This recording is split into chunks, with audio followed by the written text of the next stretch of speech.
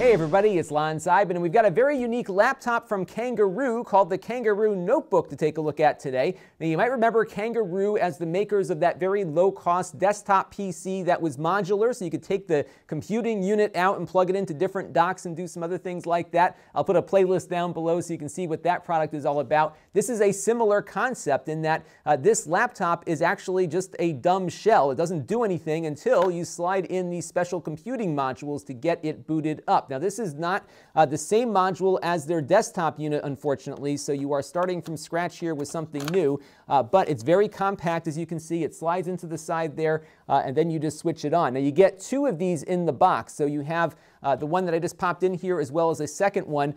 Both of these have Windows installed on it as well, so you have two full Windows licenses on each of these computing modules, and you can install two different computers essentially and just slide them in and out as you see fit. Now I do want to mention, in the interest of full disclosure, this came in free of charge from Kangaroo. However, all the opinions you're about to hear are my own. No one is paying for this review, and no one has reviewed this content before it is posted. I'm going to hang on to these for a little while because I think we might see more with this little compute module coming from them in the future, and I want to cover whatever else they do with it because it is an interesting concept to me, but eventually we'll do a giveaway on this. So let's get into the hardware, and then we will see how it all performs. Now I've got the second module out here. The other one is installed right now on the laptop base. The modules are pretty simple devices. They contain a Atom X5Z8350 processor, 2 gigabytes of RAM, and 32 gigabytes of eMMC storage. There is no other port on it beyond the docking port here that plugs into this base station, although there is a micro SD card slot on here, so you can keep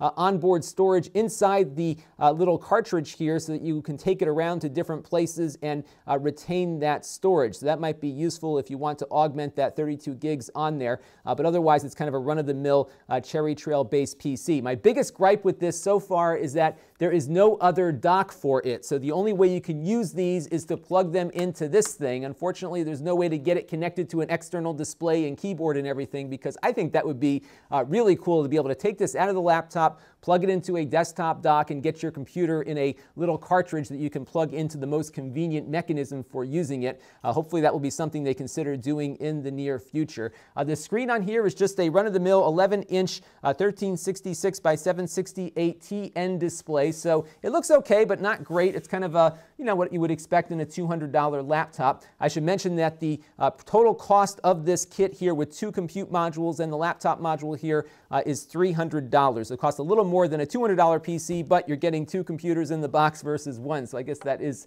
not so bad of a deal. Now remember, all the RAM and storage is contained on this module here, so when you swap it out, you will take that with you. The keyboard is kind of lousy, actually. I hate to say it, but it really isn't so great. It feels like a very generic keyboard, very small keys, not so easy to type on because of that. The trackpad is also kind of lousy too. In fact, it doesn't even support gestures, so you can't do a two-finger scroll on it or anything like that, so it is a little squishy and not the best interface there for using the computer, so that was a disappointment. It's not fanless, so there is a fan that will run to cool off the computing module. You saw all the vents that it has on there, so it keeps it nice and cool. Not too loud, but you will hear it come on from time to time. Surprisingly, there is no external video support on this, so you do have your power adapter there. You've got a USB 3.0 port, a USB 2.0 port, a headset jack here, and an SD card slot, and I can put a card in here and see how far that goes in, so it does stick out a bit on there. But again, you have that micro SD card slot on the module itself too, so you do have two options for bringing external storage to these devices here, and that's pretty much it. There's no, like I said, no external video, so you're pretty much stuck with this, this base here for using these compute modules for now. Now, battery life on it is average, about 5 or 6 hours or so. There is, of course, a battery built into the base here. It also supports wireless AC. The weight on it is 2.64 pounds or 1.2 kilograms, so it's very competitive weight-wise with other computers in its class. So not too heavy, not too large either. It does perform very well. I'm seeing similar performance to what I normally see on other devices like this, so we're getting very good playback of a 1080p 60 YouTube video.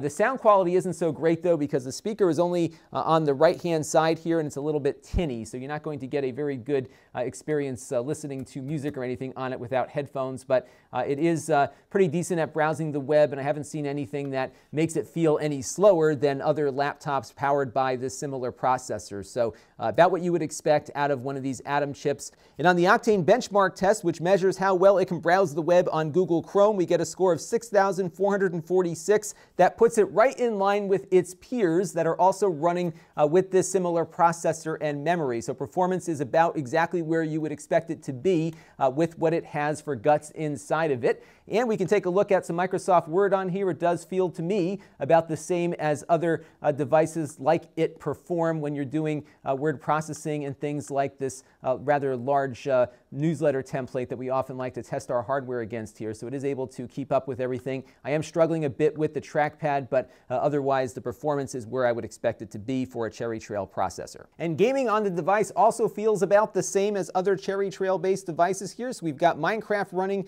at 720p, and we're seeing frame rates around 30 frames per second.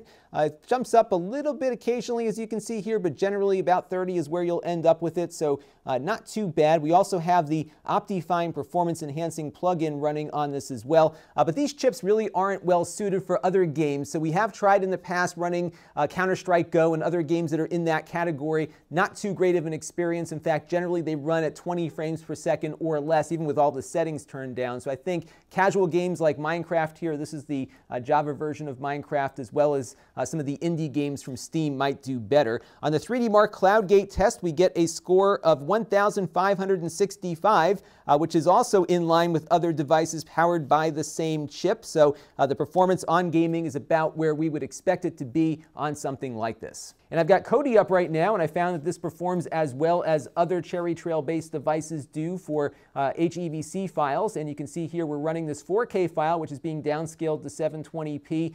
No drop frames, really decent performance out of that. And of course, we can load up our Blu-ray MKV files and see similar performance on these as well. So one of the nice things about these little Atom chips is that they do really well with multimedia here, as you can see. Even files that are, of Blu-ray quality or better can play back without any issues on this device. All right, so I got the computer shut down now. I'm going to do a module swap. I'm going to pull this one out and pop in my other one. Now, what I did before I started recording was I actually installed Linux on the second one. So I've got an Ubuntu installation that's going to boot up on this one in a second, and I'm running Windows on the other one. Now, both, again, come with Windows installed, so I overwrote Windows on this one, although I would imagine if you put Windows back on, Microsoft would recognize it and reactivate that copy for you. So I essentially have two computers here, a Windows computer and a Linux computer, and Ubuntu actually runs pretty decently on here. The one issue I'm running into is audio, so I need to poke around a little bit more with that, but everything else seems to be working. I'm getting the proper resolution on it. I'm also getting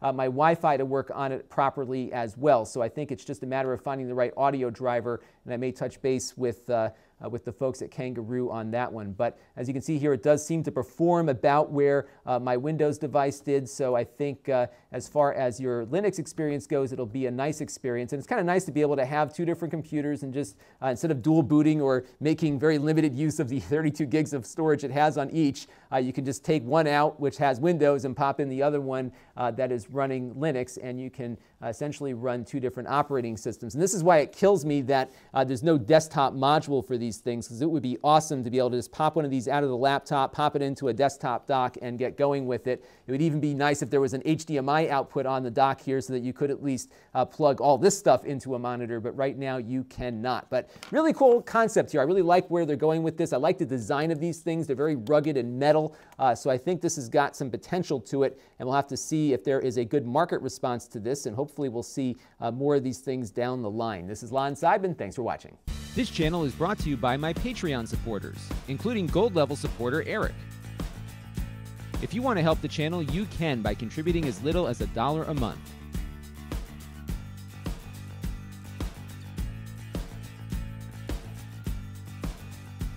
Head over to Lon.TV/Patreon to learn more.